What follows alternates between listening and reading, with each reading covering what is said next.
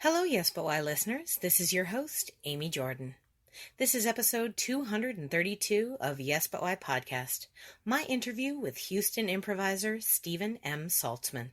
But first, let's talk about our sponsors. This episode of Yes But Why podcast is sponsored by Audible. You can get your free audiobook download and your 30-day free trial at audibletrial.com/YesButWhy. In my conversation with Stephen, we go down quite a few philosophical rabbit holes.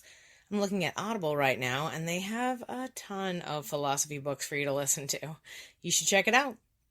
Audible is available for your iPhone, Android, or Kindle. Download your free audiobook today at audibletrial.com/YesButWhy. This episode of Yes But Why is also sponsored by podcastcadet.com. Podcast Cadet is dedicated to helping you build your podcast. We will connect you to the resources you'll need to get better and better with each and every episode. Swing on by podcastcadet.com to get help for all your podcasting needs. Let us know you heard about us from Yes But Why, and you'll get 20% off the workshop or service you buy. This week on Yes But Why, I talked to Stephen M. Saltsman, co-founder of Pronoia Theater in Houston, Texas. In our chat, we talk about philosophical ideas of identity and what it's like to produce small, independent theater. Support Stephen and his theater community by checking out all the content available at pronoiatheater.com. I now present to you Yes But Why, episode 232. Stephen M. Saltsman explores improv, identity, and good life choices. Enjoy!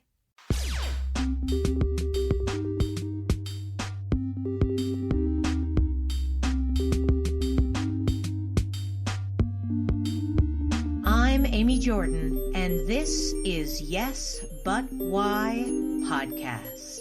Yeah.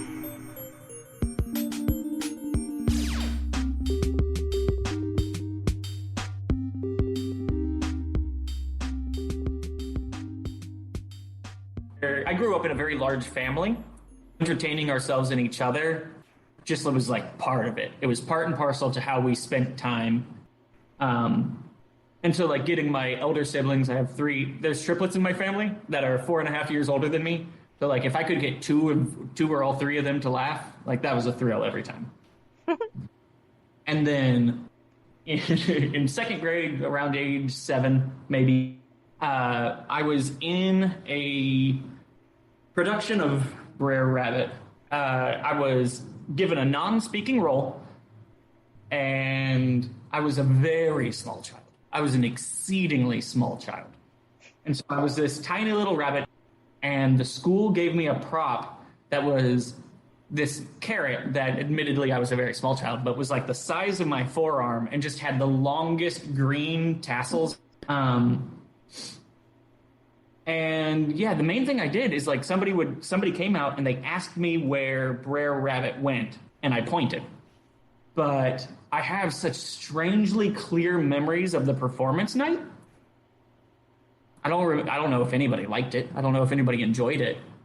But being on stage, pointing, having like the prop, the costume, feeling like half silly, half cute, but taking it very seriously, even as a very small child. And one of the oddest memories is the classroom was our green room for that production. And since we were there so late, the smell of the cleaning supplies is like deeply ingrained and tied to theater for me. I don't know what the desk cleaner was, but every once in a while I'll get a whiff of it just like walking around, and it's almost transportational. Just whisks me back to being in second grade, where I'm like, oh yeah, well, this is a magic thing happening, and I don't understand it. But yeah, I think that non-speaking role in a second grade school production of Brer Rabbit is certainly the first time I felt like being on stage was something that needed to keep happening.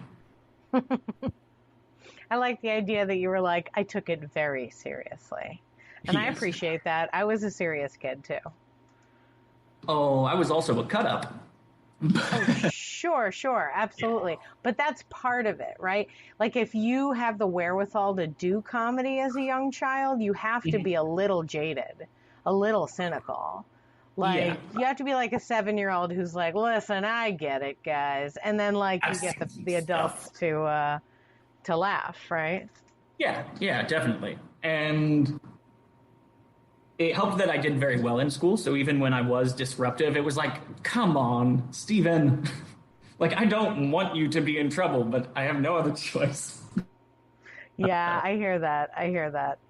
It's a weird thing too, because I realize personally I also did well in school, but I wouldn't consider myself the smartest of my friends by any stretch of the imagination.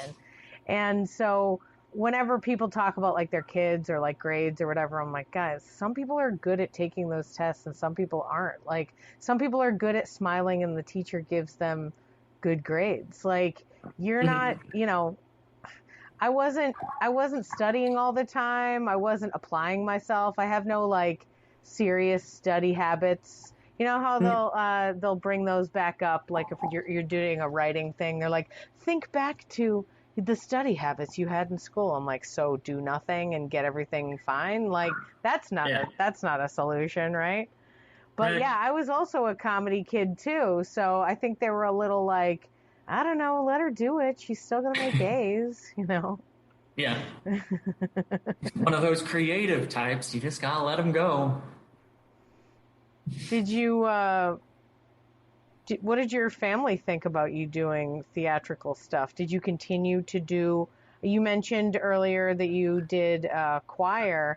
Was that after Brer Rabbit? Was that the creative outlet, and was your family very supportive of this? I actually started choir before, because I know I was doing choir in first grade. I don't know if I did it in kindergarten. I don't really remember. Childhood is a mess that I don't remember a ton of. But yeah, I know I was doing it in first grade because my first grade teacher lost her wedding ring the night of our Christmas recital, and I found it in the snow. And she was very grateful. Oh my God. Yeah. Wow, that's like a screenplay. Mm-hmm. Especially because she then bought a bunch of. My family didn't have a ton of money, and I helped her find this diamond ring in the snow at night. And so I believe it was her. She wound up buying Christmas presents for me and some of my siblings. And so on Christmas Day, we came downstairs and there were more presents than were expected, but it was also all pens and notebooks and school supplies, which was still very sweet. It was still very nice to have that. But I was like, oh, these are not the things I expected. So. I love this idea, clearly a teacher gift. Yeah. And it's got to be the one who lost her diamond ring in the snow late at night, and her itsy-bitsy tiny child student who was only 6 inches from the ground standing straight up was able to find it. Oh, I had no idea you were a Lilliputian. That's helpful. Yes. Well, some people said I was a Lilliputian. Others said I was a Yahoo. So. Well, I'm sure you were adorable. And you were later in the birth order, right? You were fourth or something? Fifth, because there were the triplets and then one older than them. Oh, yeah. I was a yawn. Triplets. I can't compete with the amount of stress that creates, even if I tried. Oh, absolutely. Yeah, identical twin girls and a triplet boy. Extremely rare. Wow. So how did it continue for you, your creativity? Clearly, you're winning. Your teachers are big fans of you because you can find small objects in the snow. Mm-hmm. And you're doing pretty well. You're doing pretty good grades wise. You're number 5, so nobody noticed what you were doing at all. But how did you develop creativity? Did your parents say yeah, get in there, do your stuff, or were they like, oh, were you not home and you were just going and doing what you wanted? Yeah, it was interesting. So I did, like I said, I did choir up until 8th grade. And dabbled in a tiny bit of required instrument playing, but never actually learned an instrument. Kind of regret that now as an adult. I own a violin and several mizmar, which are an Iranian droning instrument that I had to learn how to play a little bit of in Arabian Nights. You still have those actual instruments? No, I have some that I got at a later time. Okay. This kept the one that I used for the show, but I didn't realize it. I had learned how to play with a cracked reed. Oh. I was like, yeah, it's just hard to get sound out of sometimes. And then I showed somebody who actually knew music. They were like, Steven, you shouldn't be getting sound out of this at all. Like, you've been practicing with a broken instrument. I'm like, well, I didn't know how hard it was supposed to be, which is probably a very common tale in my life. Is like, I didn't know how hard it was supposed to be, so I just struggled through. Oh, yeah. Yeah. How is that a common theme in your life? What's another tale that has that as the lesson? Well, one of the things it makes me think of is romantic relationships. I grew up from just having a large family. It was not a very healthy family. There was violence at home. Mm-hmm. And when I grew up, there was violence with my partners. But it wasn't as violent, and so it didn't register as not okay. Or at least, like, not as, like, completely unacceptable. And so, like, that's something. And wanting to commit and be committed and, like, stay with the same person, but not realizing that, frankly, I was, like, in an abusive relationship. Yes. Yes, that can happen. I didn't start seeing a therapist until much later in life, and I was always amused that I joked that my first therapist, one of the most common things she would say was, "Oh, wow." I was like, huh, that merits an "oh, wow" from a mental health professional. Good to know. It's the only life I remember having is this one where I call myself Steven. Right. Anything else is just guesswork. Sure. Yeah. I definitely am one of those people, though, that I feel like maybe we had other lives, but, we'll never connect to them truly in this life. But maybe occasionally here and there when you feel something or, like, you feel connected to something and you're like, there's no reason for me to feel connected to this thing. Yeah. I feel like those are, like, tiny moments that are, like, connecting you to the other person you are. Yeah. That's a weird random thing. My brother-in-law was like, what do you think the afterlife is like? I'm like, well, one, I don't know. But I like the idea that we're not even necessarily reincarnated as people, but that there's, for lack of a better term, an experience machine. And it can be changed to have different parameters. What we consider the physical constants of the universe don't have to be in the omniverse, so to speak. That there are realities beyond this one potentially. And I've definitely had times where I'm like sitting around, I'm like, I am a grand and ancient being, and I'm just here for a minute. And it almost always passes. But like, it's a very curious sensation, like you were saying, feeling connected to something inexplicably. Mine is often feeling connected to outside of life, if that makes sense. It does. It definitely does. Especially if you're like not telling, if the beginning of the story isn't like, so I took these hallucinogens. So like, if that's not the case, but you're still feeling connected, that's pretty solid and spiritual, I'd say. I like it, yeah. And no, it's like sitting at work. I'll be like, I'm working to make people feel safer. But also like all of this is only for now. But somehow there's a part of me that is not. And it is from outside. And I often wonder, like, what is the connectivity between consciousness and matter? How does it attach itself? We don't know how it's made manifest. We don't know how thinking becomes aware. We haven't replicated it, certainly, other than through, the standard, the biological methods. Sure. We haven't been able to replicate it. So where does it come from? And people have had massive brain damage, and they're still aware, and they're still similar, though sometimes they change, stripped amygdalas and all that. But it's very curious. And I also think about the ship of Theseus a lot. Like, a lot. Are you familiar with the ship of Theseus? Tell me about it. Yeah, it's a philosophical mind experiment, and there's a variety of variations on it. And the basic idea is that there's this great king named Theseus, and he has a ship, and his ship, we'll say, has 50 boards. And every year he finds the worst and oldest and most rotted board, and he removes it and replaces it. Over the course of 50 years, he has replaced every board on his entire ship. Is it still the ship of Theseus? And there, you can answer yes or no. It is the same ship. It isn't the same ship. All of the parts changed, has its identity. And then one of the to it is the idea, like, assume he has a twin brother who every year takes the board and places it exactly where it used to be on the old ship. So now, after 50 years, Theseus has a ship, and his brother has a ship made of all of the old boards of the ship of Theseus in exactly the same place as the old ship of Theseus, and they both claim to have the ship of Theseus, who actually has it. And, you yourself, as an entity, your matter changes. We consume so that we can replace our decaying parts, in part, and also for energy. And the same for myself, and the same for everyone. And there are very small pockets of you that never really change. Inside of your, what is it called? The lens of your eye.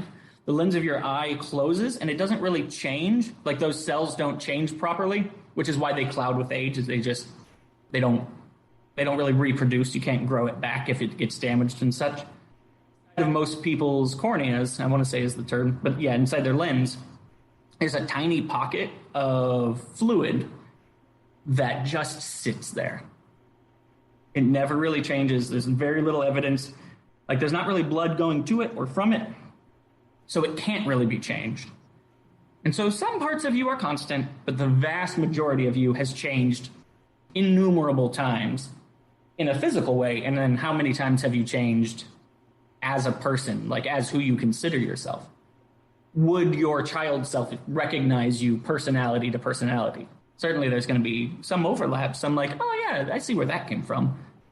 Natures or playfulness or even like hurts, things that like traumas or injuries as a child that have calcified into something as an adult, or coping mechanisms, what have you. All of those can carry through. But how much of you has to survive in order to be the same person? It's funny. I think about that all the time. And as you're talking, I'm like, oh, man, you're just walking me right into saying the same thing I say in every episode. I have an 18-year theory that that we become different people every 18 years. And so the journey from 0 to 18, 18 to 36, 36 to 54 are journeys of you becoming your new self, right? Now, it makes sense, 0 to 18, we're growing up, we're living under the constraints of our parents, blah, blah, blah. We're given the experiences we have, because as children, you're not really like choosing your experiences, you're just sort of having them. And then when you get older, you either stick with that or you break away from it. And then you become yourself. Like, you have to go through and change from 18 to 36 to become like an adult and to figure out how to live in the world. Because your parents gave you what they knew, but they only knew their part. And now you have your new part. And then you get older, and usually when I bring this up, I'm bringing it up because I think that we don't give credit to the later stages in our adult lives, and that like we give all this glory to the 0 to 18, and then the 18 to 36 is the demographic of everything. If you want somebody to sell you something, that's who they're trying to sell it to, right? And so everyone over 36 is just like, okay, good luck to you. And there's so many years. And sometimes you get 2 or 3 cycles. And I really believe that you become new people. And sometimes you're in the same place, you live in the same town, you have the same job, sure. But you're still different, in the same way that your example about the ship, right? You've gone through new experiences. Stuff has happened to you. You change the way you look at the world, right? It will happen. Whether you plan it or not, it's happening, right? Yeah. You're going through it. And in the same way that, like, I've talked to people of all different ages, right? And sometimes I can guess how old they are based on where their angst is. Like, it's like, because the pattern of angst is the same, right? And also, I try to do it as a give yourself a break, which is to say, I'll say things like, you're not going to be mad at a 5-year-old for not knowing what they're going to college for. And you're not. So in the same way, a person who's 36 plus 5, 41-year-olds kind of floundering, doesn't really know what they're doing with their life, give them a break. They got a while to figure out who middle-aged them is. Let them figure it out. They'll do it. It'll be all right. You know what I mean? Like, this idea of letting the journey happen, of being in the flow with it, of being being kind to yourself to have that journey. I'm a big proponent of that kind of thing. So when you brought that up, I was like, oh man, I always try not to bring it up because I literally talk about this podcast should just be changed to Amy's 18-year theory. Like, that's what it's called. Because that's I have two major thoughts on it. Tell me. So one, you mentioned that like you're on the journey. It's going to happen. One of the things that I try to focus on and I wind up thinking about a lot is like, you are going to change, kind of like what you're saying. It's going to happen. I think that one of our duties is to pay attention to how we're changing, because if you don't take care about who you're going to become, you may wind up being someone you never wanted to be. Not that you need to be stressed all the time. Part of this taking care of it is also relaxing. I was dating someone a while back, and he was starting to go into grad school, and he was teaching classes. And one of the things we talked about is like nurturing people to, when they're making a choice, asking themselves, is this the pattern of behavior I want to reinforce? And that pattern of behavior doesn't have to be a constant. You know, if I want to work, that is part of the pattern. If I want to take a break when I am stressed, that is part of the pattern, even though it may be the exception. If I have 5 ones before a 0 and then 5 ones and then a 0, it's still a pattern. And that 0 is essential, right? Taking that break, taking that time. I do like this idea of keeping in mind, like, where you're going on your path. And you know what? It reminded me what I forgot about, like, before we even started recording. We were talking about living a life of regrets, that people are always talking to you about your regrets and what you should not do. And while I think that sometimes that can be detrimental to children because, like, they don't know what to regret, when you're over 18, you know what to regret. So you keep your eyes out for that, right? Like, don't be doing these things. When you're a kid and you're doing all your firsts, first this, first that, whatever, you can't help it. Don't worry about that. You're going to do bad stuff. You're going to try stuff. It's, do your best. It's what you do with that after that can lead to regrets, right? Yeah. It's if you continue to stay in the pattern of, you start doing drugs at 16. If you're still doing drugs regularly all the time, that's not great. You know what I mean? Like, you don't want to continue in that pattern as you continue on. So you have to focus on what regrets you are cool with and what you're not. Because the other thing is, we don't live in a world where you can really be perfect. You can't. No. So you gotta find your ways, your little corners to be, to grow, and also to, like, give yourself a break. Like, I'm like, you know what? I'm pretty overweight. I could be mad about it, but I'm going to give myself a break about it. Like, there's plenty of other things that I've improved in my life, and maybe I'll improve this at some point before I go, but I'm not going to stress about this right now because it just doesn't, it's not going to help me to stress about it right now. Well, and I think that questioning what people tell you, like, that's an essential part of one's own pattern development. So, for example, you mentioned drug use, like, as like you probably don't want to establish this as a constant part of your pattern. However, how many people do you know that drink coffee every day? They are on caffeine constantly. I was super straight edge for a while after college, and in college for that matter, but after college, I noticed I was getting headaches, and I thought it might be caffeine withdrawals. And I thought to myself, like, I don't drink. I've stopped taking, like, even ibuprofen or anything. I'm super careful about what I put into my body. But I'm drinking, like, 3-4 cups of coffee before lunch without even thinking about it.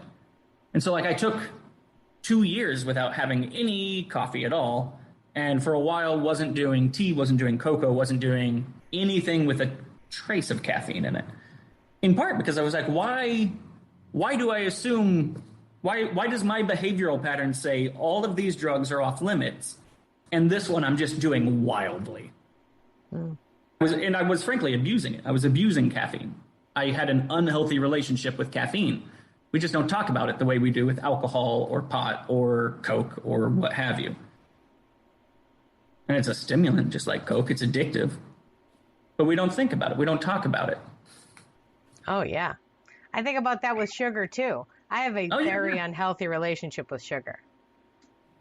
Yeah, I mean, it's quite common. And they're starting to talk more about the actual psychological effects of sugar and how it does have, like, not chemical dependency patterns the way that, like, heroin does or anything like that, but the psychological dependency. And, like, I think that's part of why people enjoy sugar in their coffee as well, is the caffeine acts as a stimulant, and the sugar gives you a quick burst of rapidly burnable energy, and the, like, milk, if you put milk in it, is heavy in fats, and it's going to give you a slower burst of energy. And a lot of it is kind of resource management of, I'm taking in this stuff that's going to stimulate me. It's going to accelerate my heart rate. It's going to make me want to move a little faster. And while I'm at it, I'm going to have this infusion of energy. I think there's a reason why our bodies pair those. And similarly with soda, right? Soda has a lot of sugar in it. It comes not only with the caffeine, it comes with the fuel to burn. Admittedly, a lot of them are high fructose corn syrup, which I've developed. But it's still there. The pairing is still there. You still burn it. It's still fuel at the end of the day. The fructose burns as readily as it does in an apple, or a peach or a banana.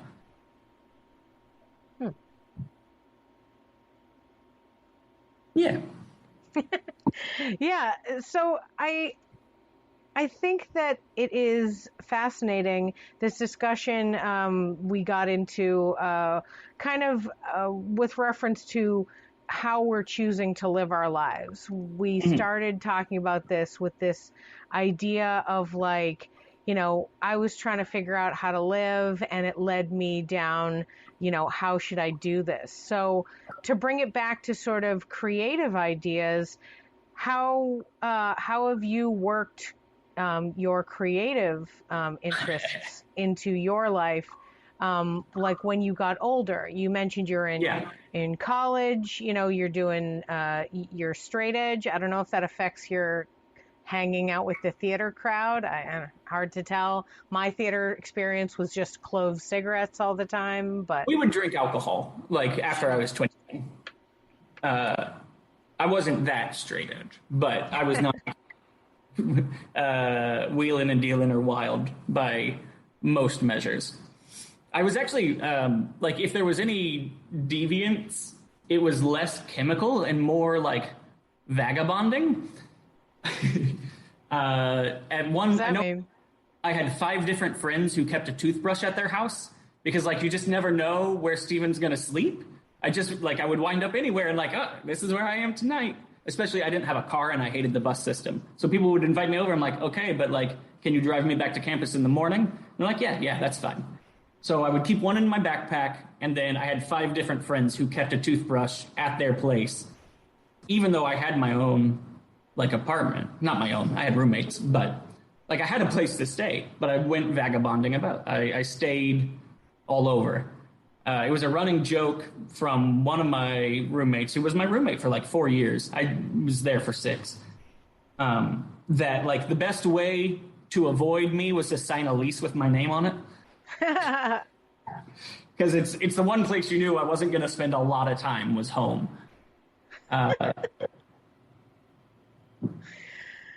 Oh man, I really want to like delve deeper in that, but I feel like that'll lend us down a terrible rabbit hole that maybe we don't want to go down. So I'm going to say, what were you doing? Like, how were you bouncing from house to house? Were you guys all involved in, like, did you do theater in college? And so I you did. were like hanging out doing cast party stuff? Because I know with like theater people, the everybody sleeps in the living room on a pile of pillows happens a lot, you know? Yeah. So there were a couple of things. I did do theater. I was a double major in chemical engineering and theater with an acting focus. Yeah. Where did you go? What college allowed that? Purdue University in Indiana. As I understand it, it was an unprecedented double major. Ah. Yeah. Though I did it, I had a friend who majored in physics and theater, which was also, as I understand it, an unprecedented double major. But yeah, I did both of those. And just wild hours, like credit hours. I had a couple 23 credit hour semesters and took summer classes just to get done in 6 years because there's not as much overlap between those two degree programs as one might hope. Oh, yeah? Oh, that's yeah. very surprising. I did not have any idea that there wouldn't be, potentially a very serious, Langston Hughes play about chemical engineering that you could, combo that. Although I think Dolph Lundgren is a chemical engineer, if I remember correctly. Sure. Yeah. But yeah, so in high school, I was very heavily involved in theater. I did a musical in 8th grade. 9th grade, I didn't do theater or music or choir. And then in high school, I started getting involved with theater. Going to my senior year, I was the only person in my class who had done a single play, which was very interesting to me. Because no other class before or after me was like that. They all had like clusters of 5, 10, however many. I was the only one going in to my senior year. Yeah. How did they do a program if you were the only one? That's impossible. Grades. Like the kids older than me, the kids younger than me, just no one my grade did it. Wait, theater? Yeah. There was no one at Purdue University in your sorry, high school. Theater class. High school. Oh, I was like, are you kidding me right now? That is impossible for a department of a college to have no one in it. Right. I mean, don't get me wrong. I went to a small college. There were 6 people in my graduating theater class. So I get small classes, but 6 was enough. No, in high school, there was, going into my senior year of high school, I was the only person who had done a play from the graduating class of 06. Oh, so then when you got into college, though, they were certainly the people that you met doing theater in college were like, yeah, I've done plays before. It was just sort of unusual for your town. And again, mostly from my grade. The kids younger than me, they'd have 5 or 10 people in their class of 150 who would do theater. The kids older than me, they'd have 5 or 10. My class, it was just me going into my... with 2 other people did a play my senior year. So all of 3 of us. But it was there in high school, I got admitted for chemical engineering. I had decided I wanted to do chemical engineering in 7th grade and then got into Purdue for that, or for their engineering program. And I was talking to my theater teacher, and I was like, yeah, I mean, I love theater, but like, that's not really, what are you going to do with it? I'd like to eat. And my theater teacher was like, Steven, like, I'm not going to promise you're going to be great, but you could eat. You're good enough that you could eat. I was like, oh, very exciting. So my freshman year, I applied to the theater program and started it my sophomore year. Or my second year. It's hard to say freshman, sophomore, junior, senior when I did 6 years and 2 degrees. Sure. Hard to line them up. Yeah. I like to say that I took 2 sophomore years and 2 junior years, though, so that I only had 1 senior year. Sure. Yeah, sure. You want to just have that one final, year. That year, though, must have been a weird year. Did you like finish one before the other in the 6 years, or like was Nope. your senior year just like super insane doing like all these engineering projects and like theatrical performances at the same time? It was that one. Absolutely that one. The latter of the two. Just my counselor could not help me. They were not prepared to navigate, because the counselors were specific to college. Like each college at the university had their own counselors. So neither of them was prepared to help me schedule. But yeah, so I kind of sat down every year and I looked at the books and I had to plot it out well in advance.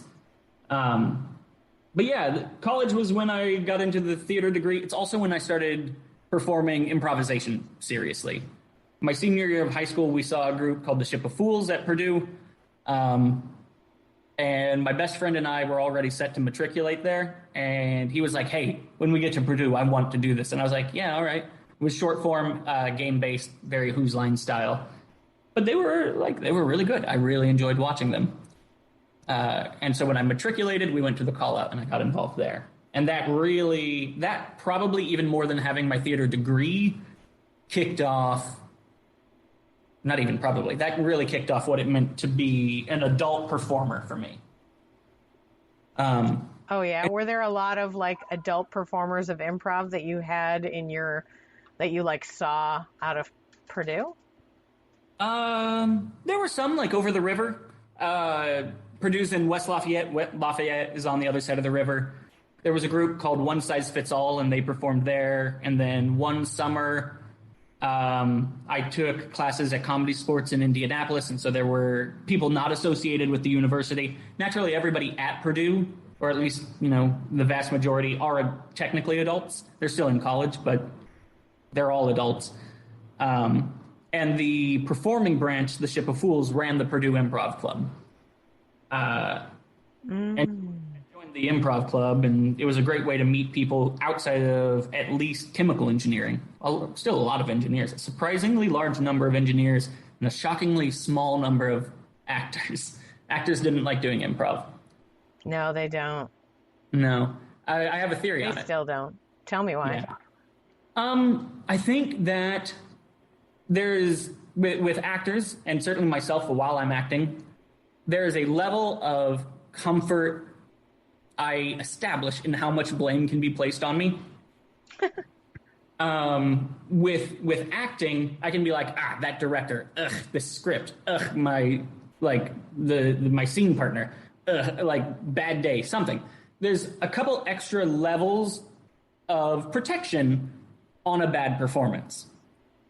Whereas with improvisation, if it's a bad performance, I can blame it on the audience, but people start getting wise pretty quickly. If you're like, man, every audience is just bad.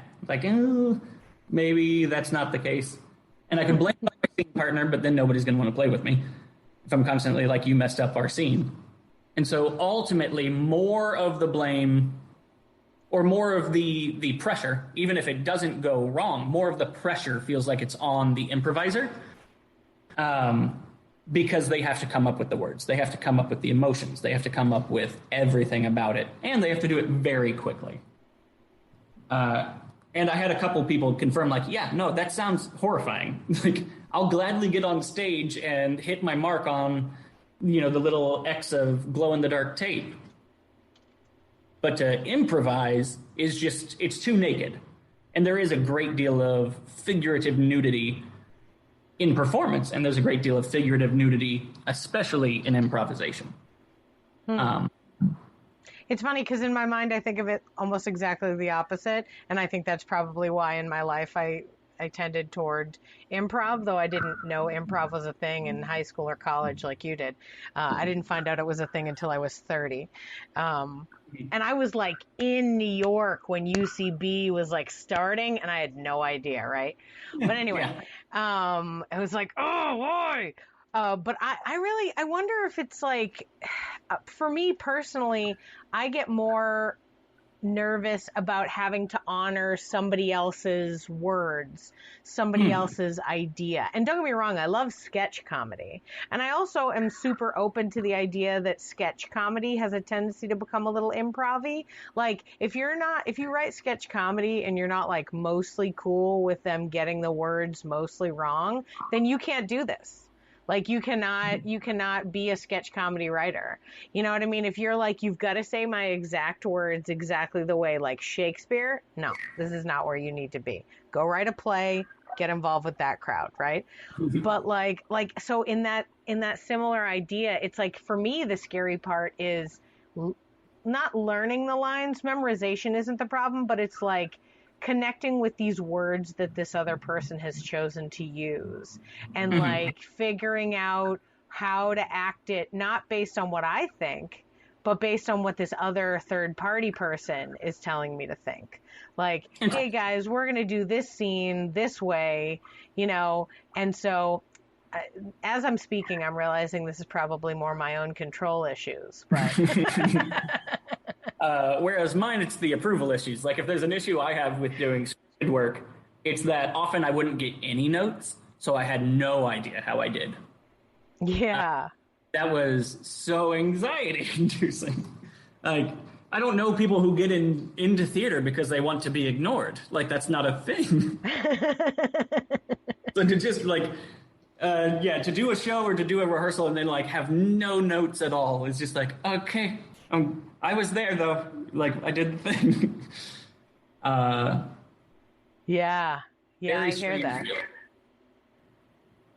Yeah, plus it's such a weird thing, like each director, because, okay, so before I found improv, I personally did a lot of plays, but I didn't act in them. I was a stage manager for a long time. So most of my, like, learning how everything works was sitting there and taking notes and watching everybody else do it, which is fine.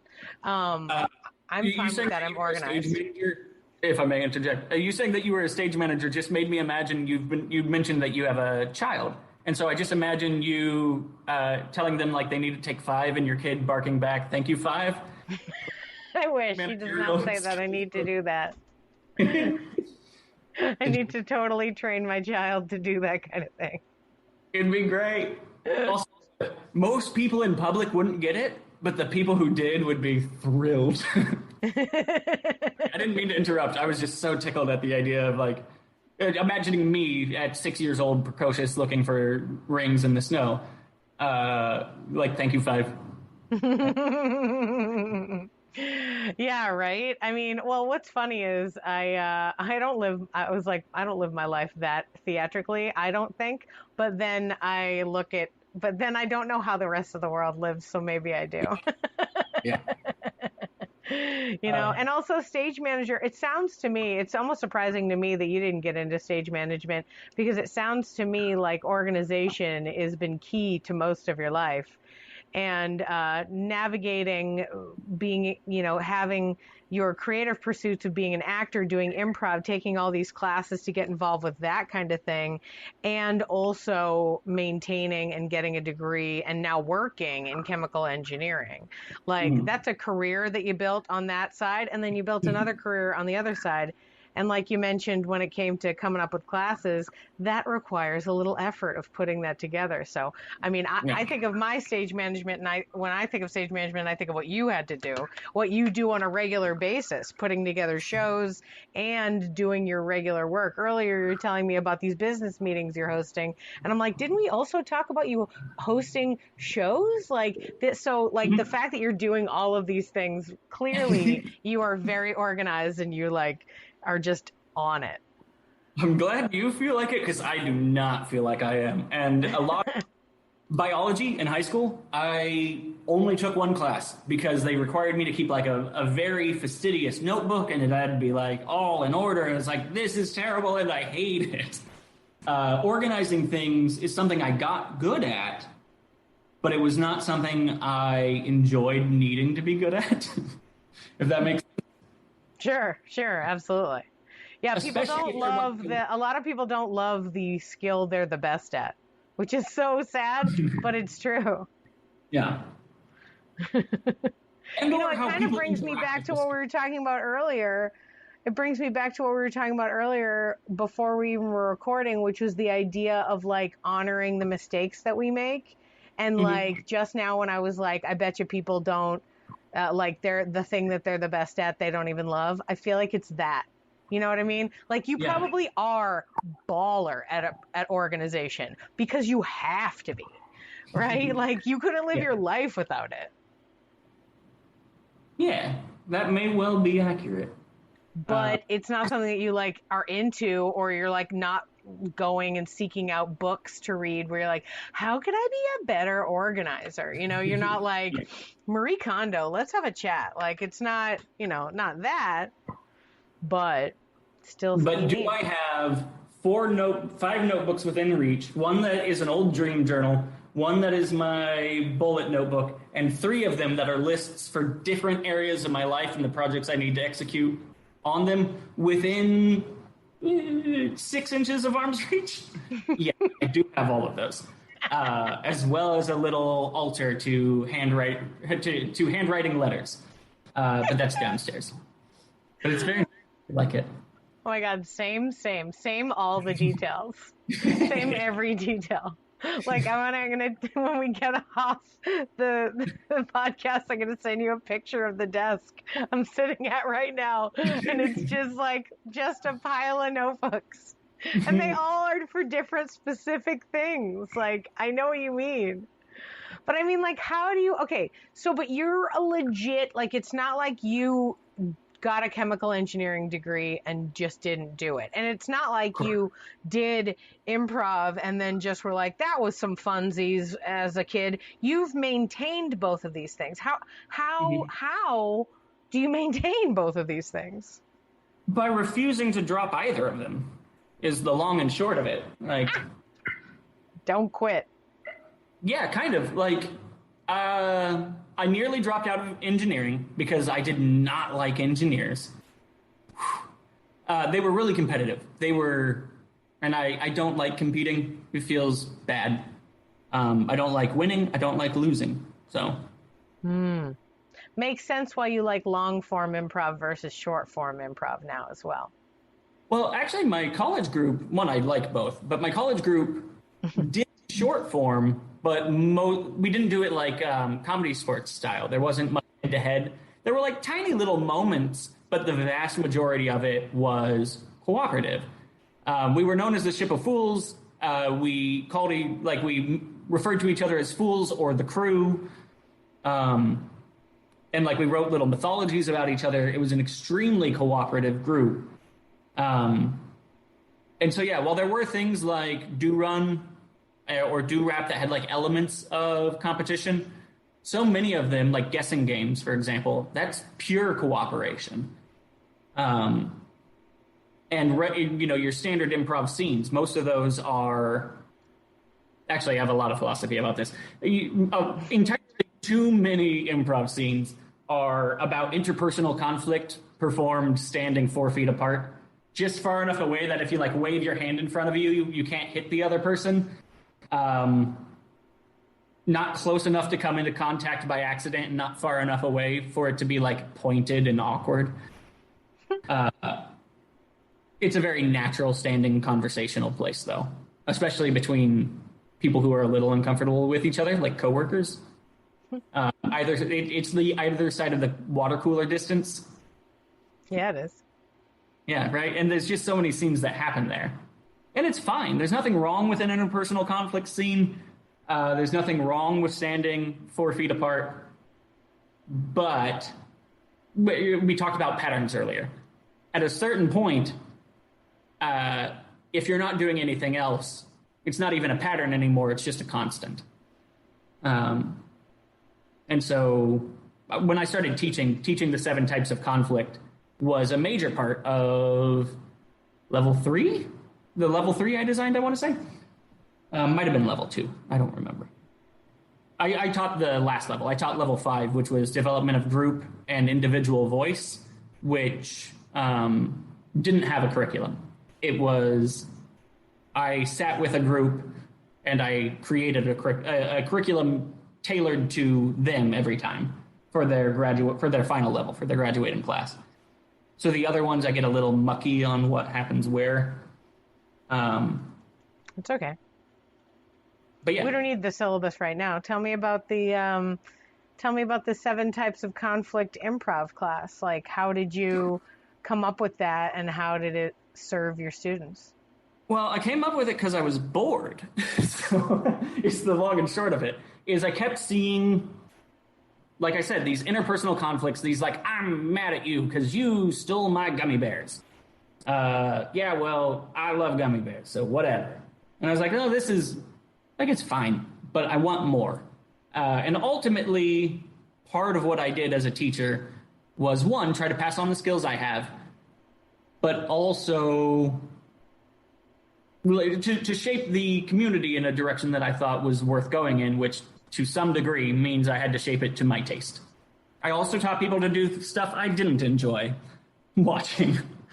Yeah, the 7 types of conflict class, we would list them essentially, which are person versus person, person versus self, which is my favorite, person versus God, person versus nature, person versus the supernatural, which is debatably different from God, and God can also be time.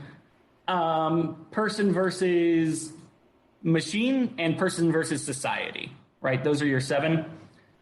And we would do a couple different things with it. One of my favorite exercises we would do in the class is I would have somebody do a line and motion initiation of a scene. So you would take a step, sit down, say one line, something like that. And we would choreograph it so that they could deliver it the same every time. Every time they started the scene, it was the exact same. And I would list my 7 types of conflict on the board, and I would have 7 people leave the room, and the rest of the class would just watch. And each person who walked in would be given the choreographed scene initiation, and then they would respond and they would play out a scene. And I'd ask the class what was the type of conflict, and we'd scratch it out. And we would keep going until the same initiation had been run through all 7 types of conflict. In part because I think it's really important to... A lot of people tell you not to think in improv, but also that's a facade. Like, you can't not think. That's death. That's being dead. But you can change the way you think. You can change, and I think of it as splitting my mind, right? Like, I will make choices that are still in character, but are being guided by a director, if that makes sense. And teaching someone to live more than one life at a time on stage is fun. And it gives them more power, and it gives them the power to break their habits, right? And habit breaking is a huge part of what I wanted to teach. Is like, yes, you are naturally inclined to some things, but like, one of the great things about improv is how exploratory it can be, both in terms of the type of media you're making, but also like personally. I've joked around that one of my favorite things about improv is I get to make bad life choices.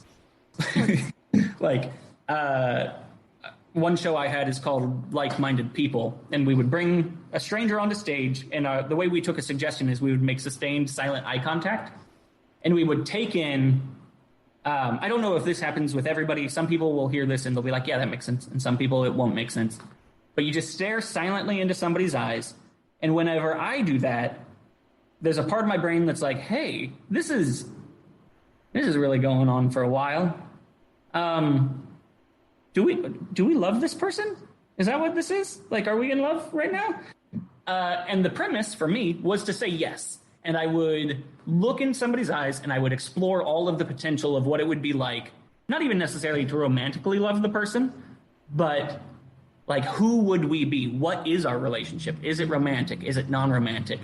Watching their body shift in the periphery. Are they comfortable with me? What are our struggles moving forward to have a friendship, a romance, a marriage, a parent-teacher relationship, whatever it is, something long and sustained?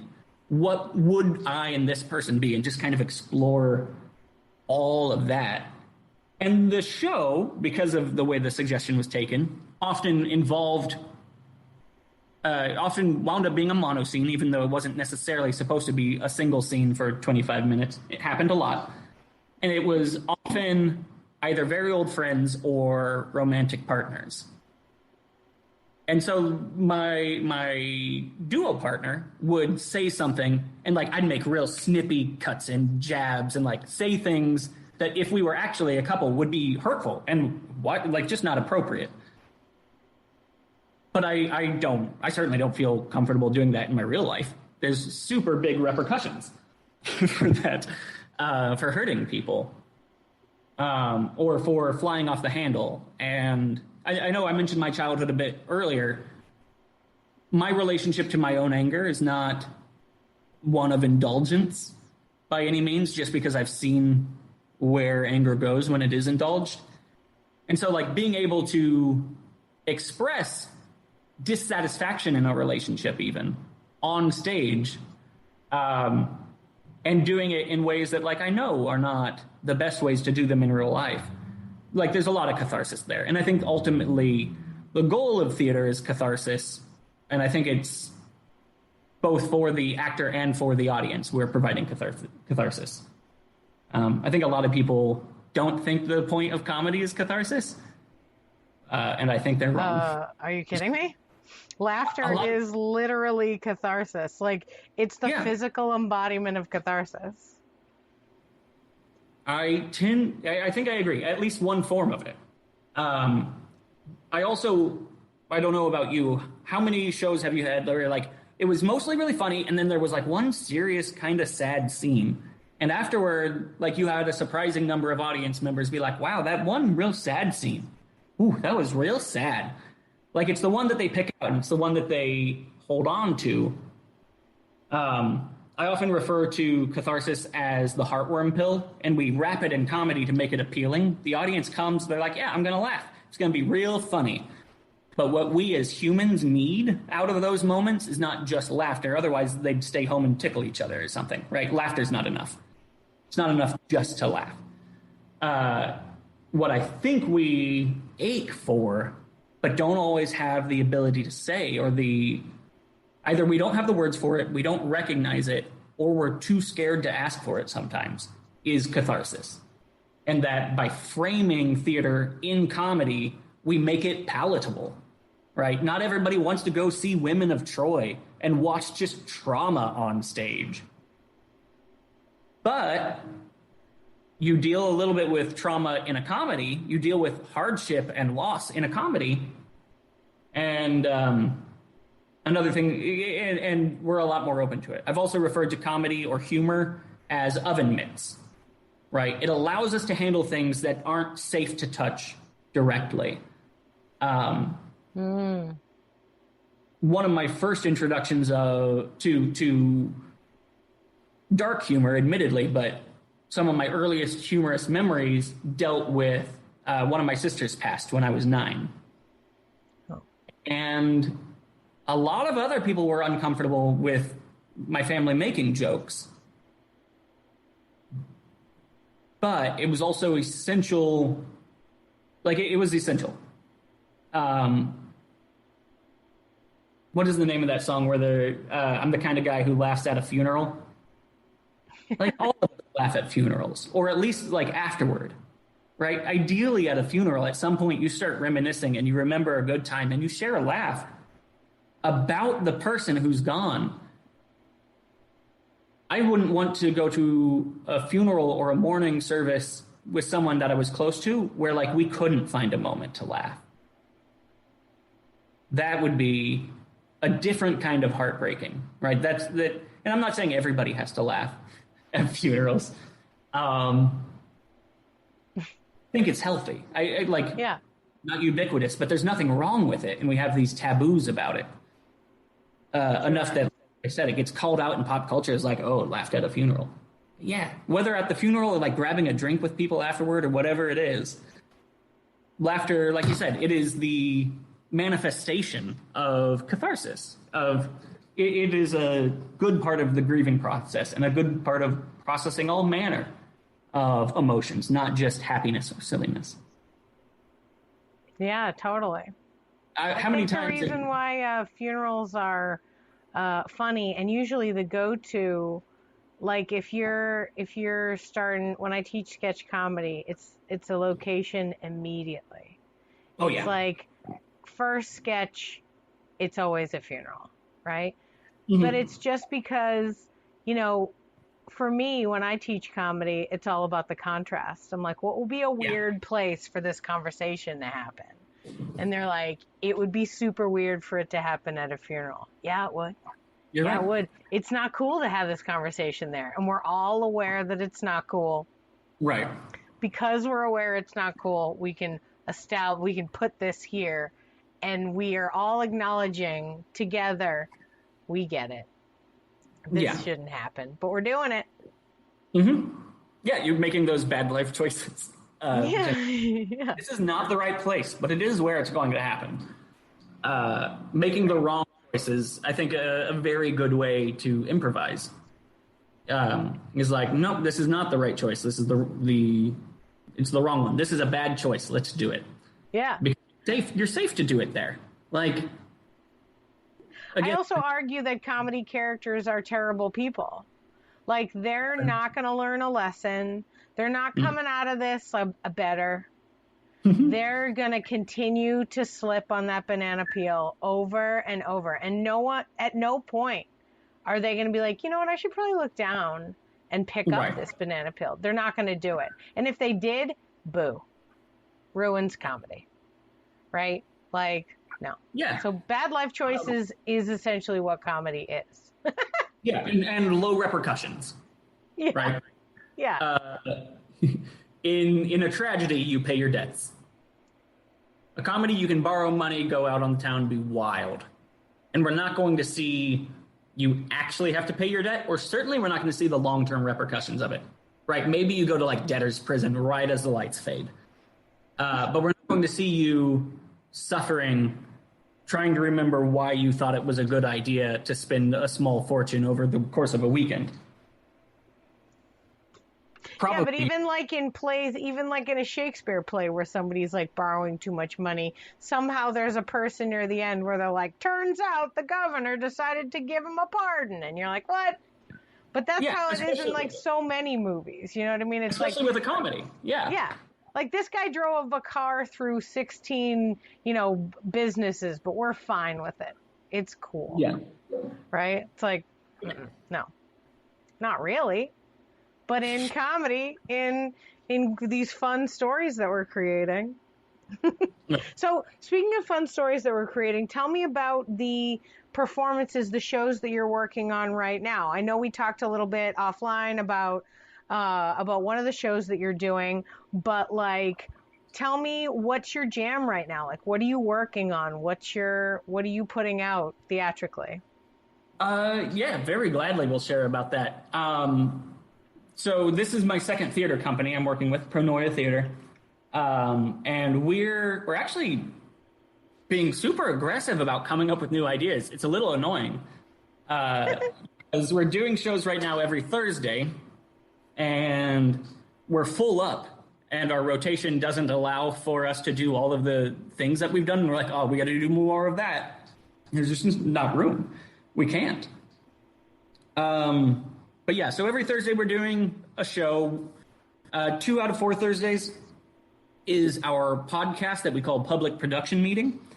It's also a webcast. We do it live video and then cut it down for the audio feed.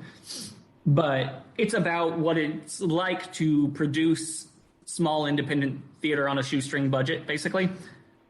Like you said, the purpose of this in part is to let people know that how many different paths there are. There aren't a lot of resources out there for people wanting to produce small independent theater, especially if it's like not a nonprofit. We don't get any money from anybody other than donations. And so we talk about what our process is like. How do we write a sketch? How do we train improvisers? How do we... one of our major projects right now, we do once a month, and it's about an hour, 15-minute episode of a show that we're calling Space Train, which is a piece that takes place in space on a intergalactic train and follows 7 different characters. And so, we talk about how do we go from... We started with just 2 characters originally. Boris, the mild-mannered nuclear engineer who runs the space train, and Professor Ratskull, who is my character, and he's a nasally mad scientist. And this is all we really started out with, was the name Space Train. Boris, who, like I said, very mild-mannered, just your down-home, blue-collar nuclear engineer. Very unassuming character. And then Professor Ratskull, who is this melodramatic would-be villain, thinks he's very scary. This is where we started, and now we're doing, like I said, an hour or more of content a month. And so how do we go from those characters, develop the other ones, go from very rough idea to an outline for a script, to writing a script, to editing that script, casting, etc. We've covered a bunch of that stuff. And it's really interesting to me. It's the ambitious project I think I've done. Certainly in terms of writing, the most ambitious project I've done. Now that's like a Zoom show, right? Yeah. We live stream it on our website, pronoiatheater.com/live, as well as our Facebook page, once a month. Wow, that's so cool. Yeah, I really enjoy that. And then I know, what is it, next week? We're going to be doing Magical Lying Hour, which is another one of our major shows. It's been our flagship show our flagship improvised show since before quarantine. And that is a show in which we take an actor and we have them memorize half of a script. If folks are familiar with Actor's Nightmare as a short form game, this is similar to that, except we do 12 to 15 minute scenes. I've done a 30 plus minute scene once, but that is quite uncommon. But the actor memorizes the script, and then you introduce an improviser who knows nothing about the script and knows nothing about what's going to be going on, and they improvise and negotiate space and the narrative with the scripted party. The scripted party is required to deliver all of the words in order. That's basically the one rule they really have. They can change inflection, they can change punctuation, they can split lines up, they can combine lines, but all of the words are supposed to be in order. And we're going to be doing that with folks from the Nursery Theatre in London. They invited us for a show. We had them on for a Saturday morning show a while back. And they reached out to have us perform with a bunch of their improvisers. So we'll be providing American actors to British improvisers here soon.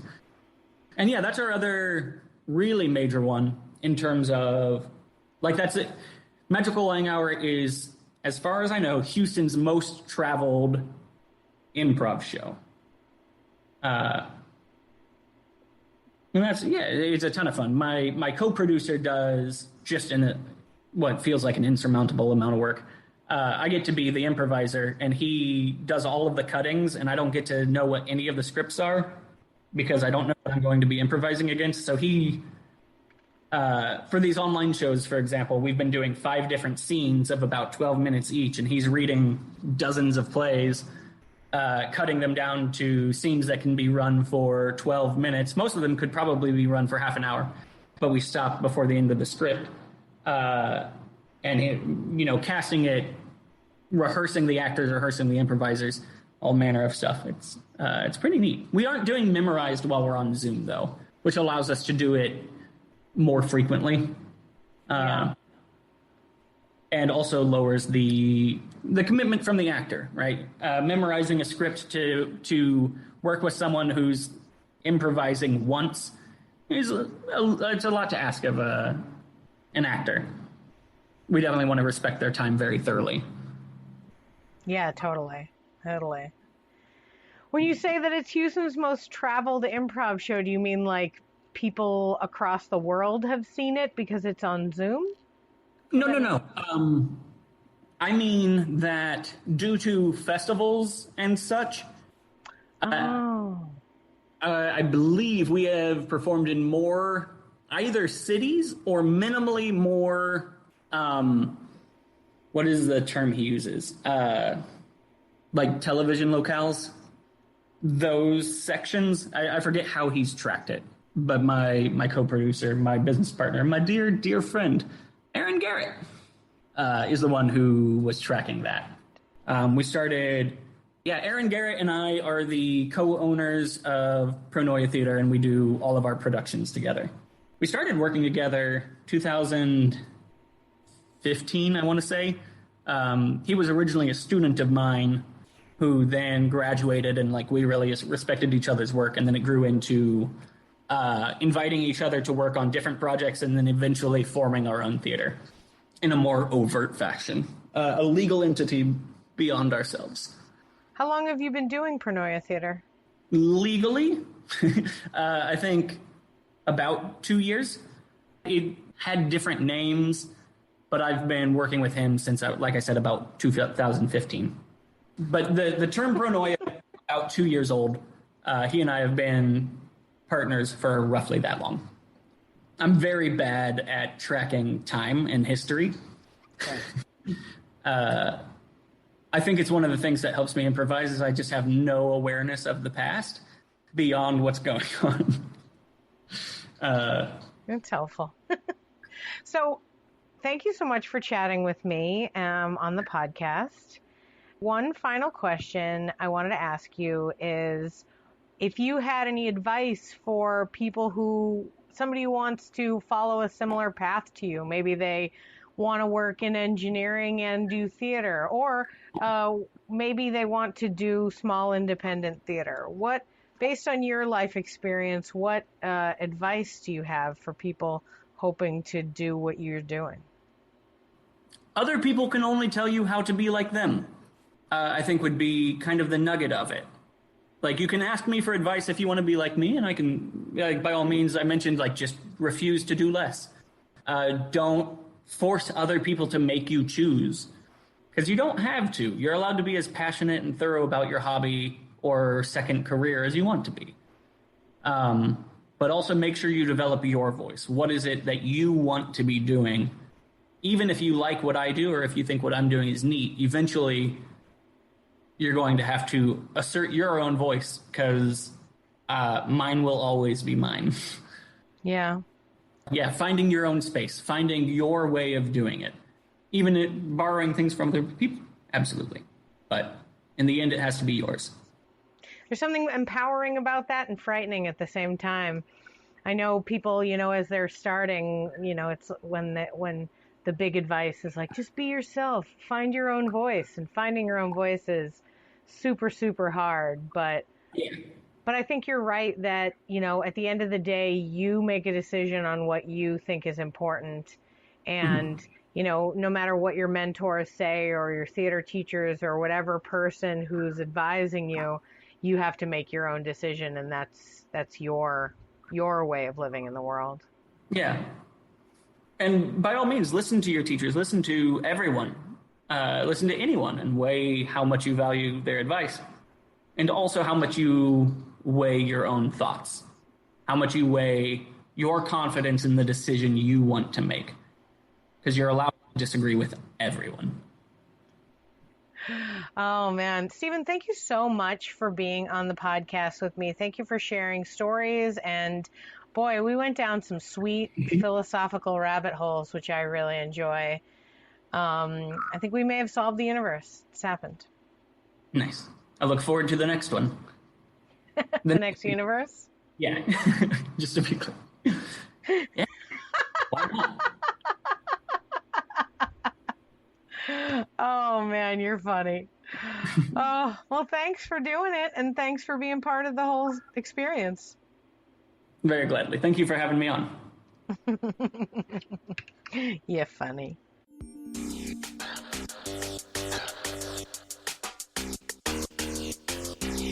Thanks for listening to Yes But Why Podcast. Check out all our episodes on yesbutwhypodcast.com or check out all the content on our network, HC Universal, at hcuniversalnetwork.com.